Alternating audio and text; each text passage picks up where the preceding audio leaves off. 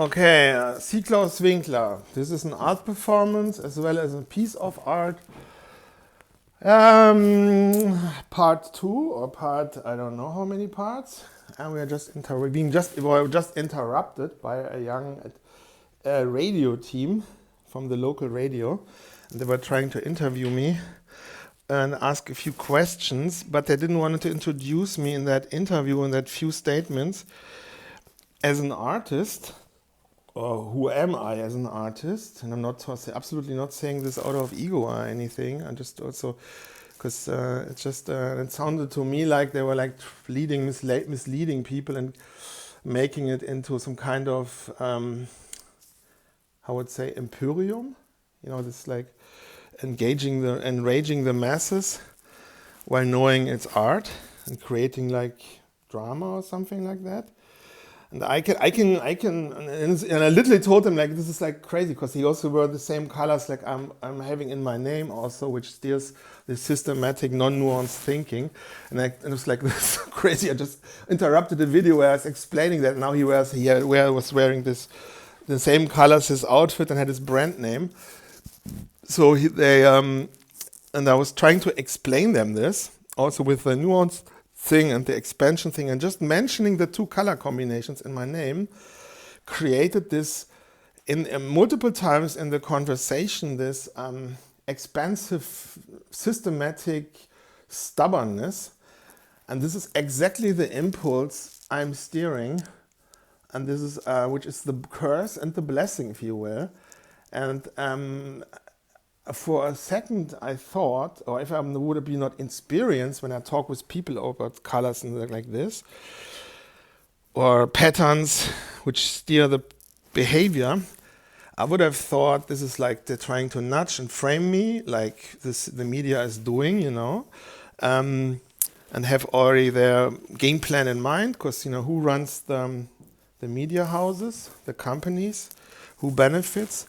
What political agendas we have here, what kind of NGOs, who benefits from railing up people or this and that. And then, so the mismatching of like not wanting to understand maybe is purpose, or it is purpose, but it's also amplified by the people following then those impulses and can't holding up what the other person is saying. And they didn't even know who I was or pretended like that. And I was like, hey, you know, I did like exhibitions all around the world, famous, la-di-da, but I'm doing also social or pro bono work every day. So it's all good. I'm, how do you say that? I did interviews in the 90s, in the 2000s, also with countless radios, Chicago radio, this radio, that radio, etc., etc. It's too much to count. And they don't want to do like an interview with me and just want to introduce me as the owner of a building, but not as an artist, or like who am I? Which is also for legal reasons, because they don't want to, they are afraid that they are doxing me, which is ridiculous. Because but anyway, they want to be, and the system there is like this, like here's someone who nudges something or did something, you know, then there's a second line, the third line of like spreading information, and the system in the Western world is like this. It's the same in Germany as well as in the States.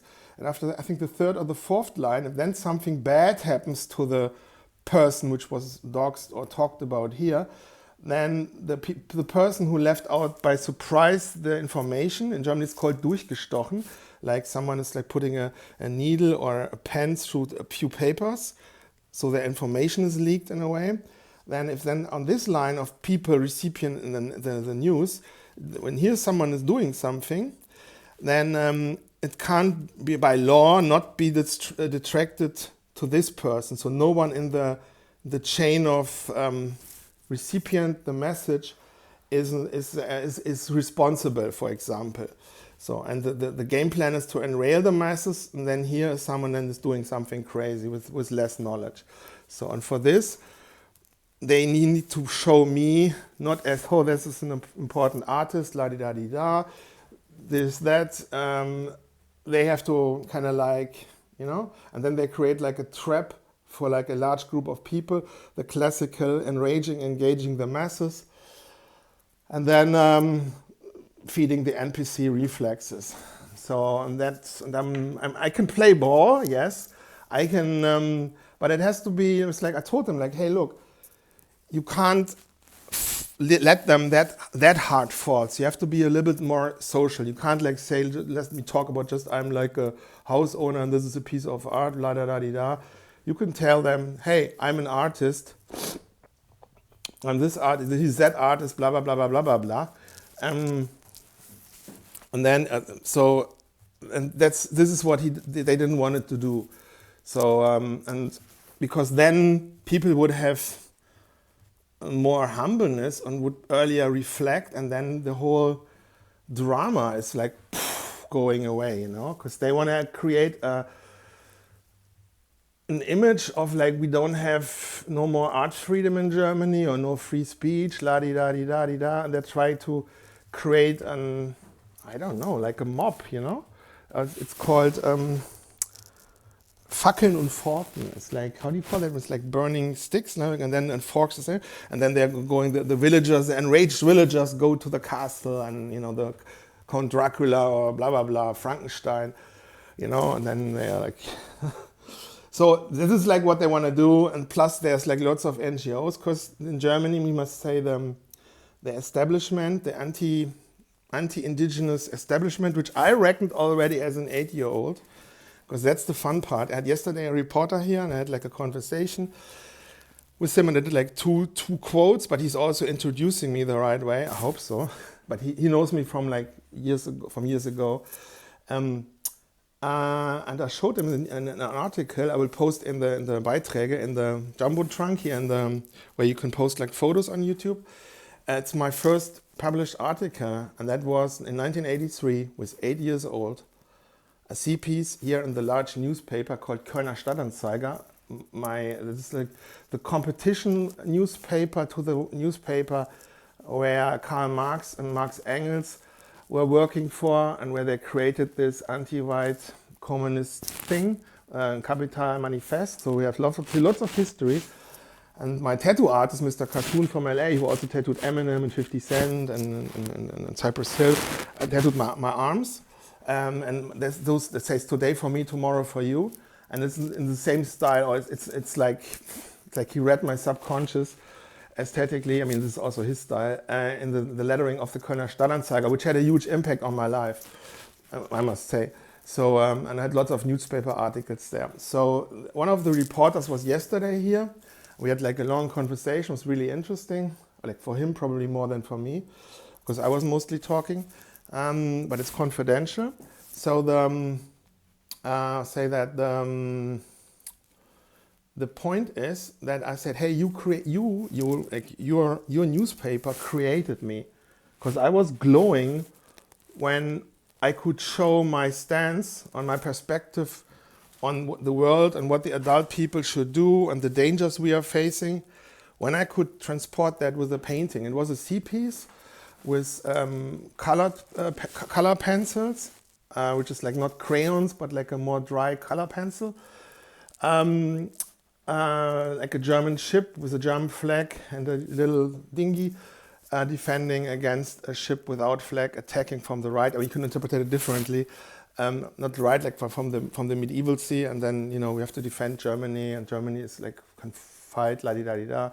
So I mean, I have to be careful how I frame this now, because then it can be used against me. So I have to be like a little bit open, because a painting or a drawing can be interpreted on different ways, and it can also say something without reflecting an opinion. It's also an observation, you know. So if you say something, it doesn't mean it's your opinion. In Germany it said you don't have to make, du musst dir nicht die Meinung zu eigen machen.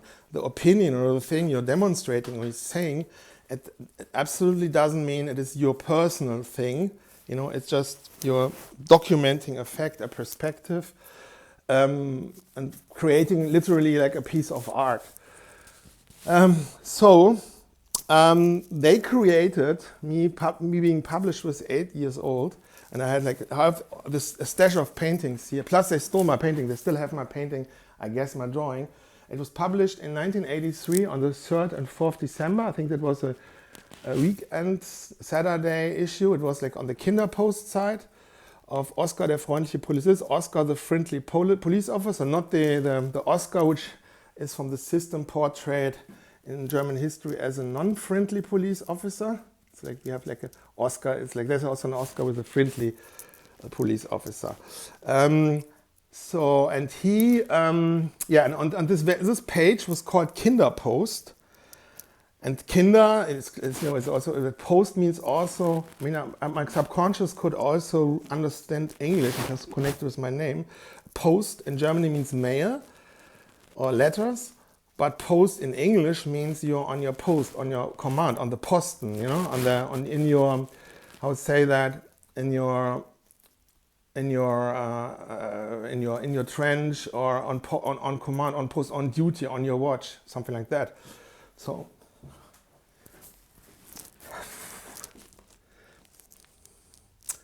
I have something in my eyes. Sorry, nothing. Yeah.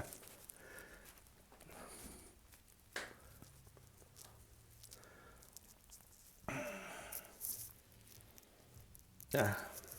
Anyway, so they created me, or they, yeah, and someone was publishing it. And the interesting part is, 2-3 years later, 2-3 years ago, I had to go for sharing something online, which is like for something created to lure boomers into a trap to the political police, and they indirectly mentioned that article, and they had a papier-mâché, like a cardboard papier-mâché, huge sculpture of this police officer, as well as another figure, local figurine, folk figurine thing in the foyer, in the entrance, which are also painted in a large painting here in Cologne.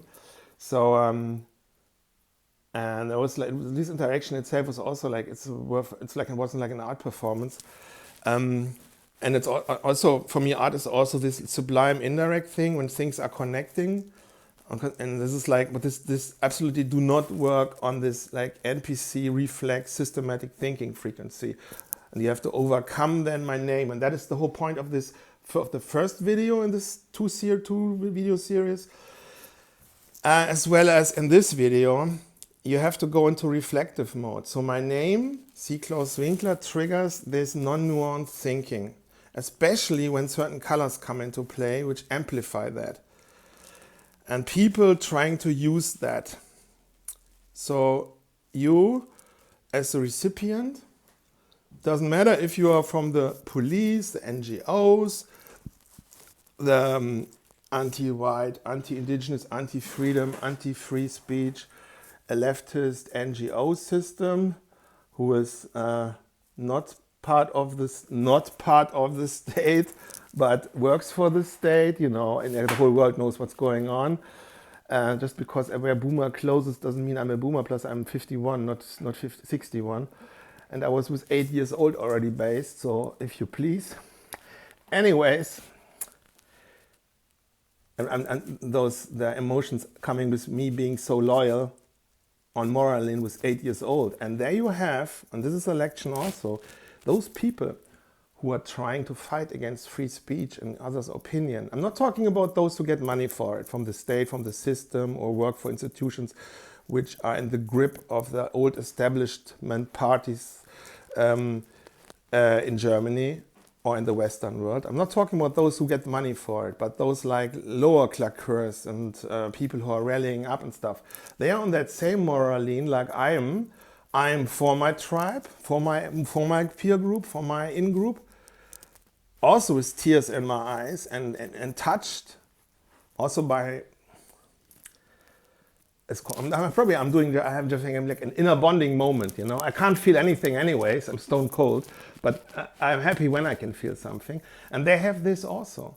But the difference is, so I can feel how they are feeling, and they are completely indoctrinated because they're working, they have the same feeling, but against their own people. That's the point.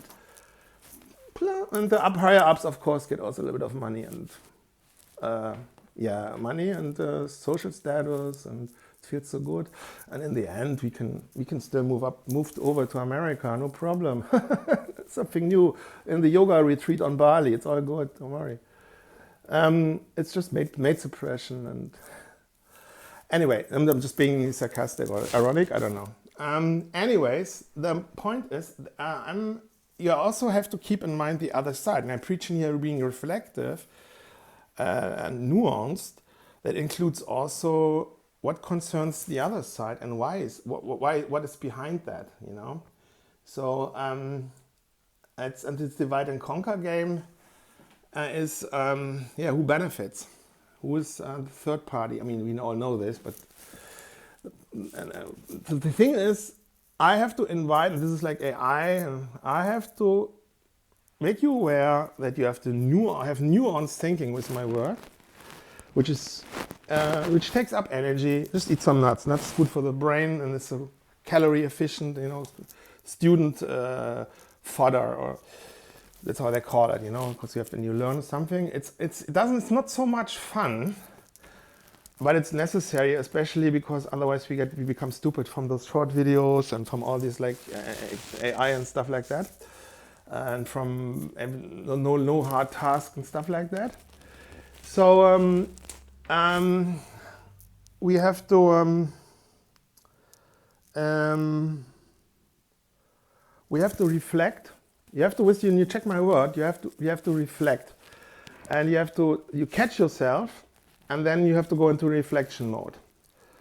And you can also ask me, you know, if you see me somewhere, I love to talk about my art. In these days, please consider that I'm a little bit cautious, you know, because there's so many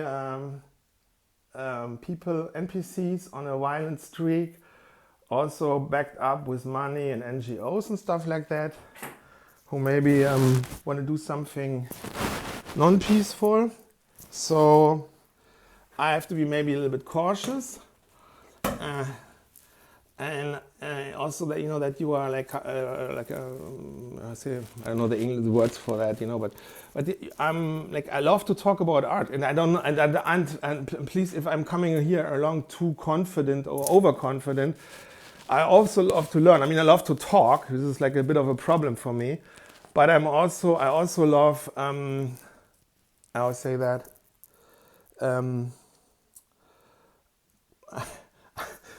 My challenge is to listen to others and not talking all the time. Today I had a meeting, and my communication partner said, okay, next time we meet, I'll bring a tennis ball, and then the one who has a tennis ball is allowed to speak. And this was a great idea. Maybe I will also get a tennis ball, and then, because like I should be also egoistic enough to learn from the others. Problem is, in a lot of cases, you hear a lot of NPC takes, which are like, yeah. So the thing is, you can talk with me, and I'm interested also in experiencing new perspectives, because this is the thing, like there's so many perspectives on the same signal, and the sublime is such a powerful thing. I'm patterns, and like we're saying, okay, which way you can, when you reverse engineer that, you reckon that, oh, it seems like my subconscious knew that already and could remember this because this happened like then and there, and then it's like, you know, all those coincidences. So, and that's also part of being present. Yeah. So you have to. There's also the word veto inside.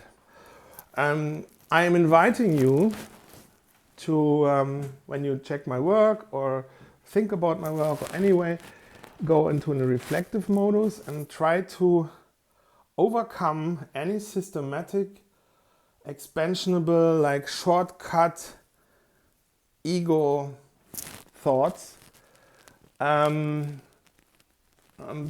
like go for I invest some brain power in thinking.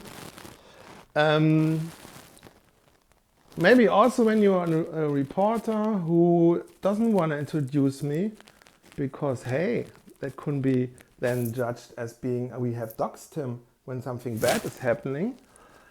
And then we can be prosecuted. So I play dumb, or not playing dumb, but I'm playing like, I don't know, or how you want to call it. So then later we are on the safe side, huh? There you go. I'm reflecting, you know. But there's also different levels. It could be also ego, or don't want to look like this, insecure, you know. So, I mean, like I said, I told him like, hey, if you want to lead the people in the wrong direction, I mean, create a trap for them. And then they later, oh, he's an artist. Oh, yeah. Oh, okay. Yeah. Then, I mean, but this trap is too hard and too hefty. Anyways, I hope I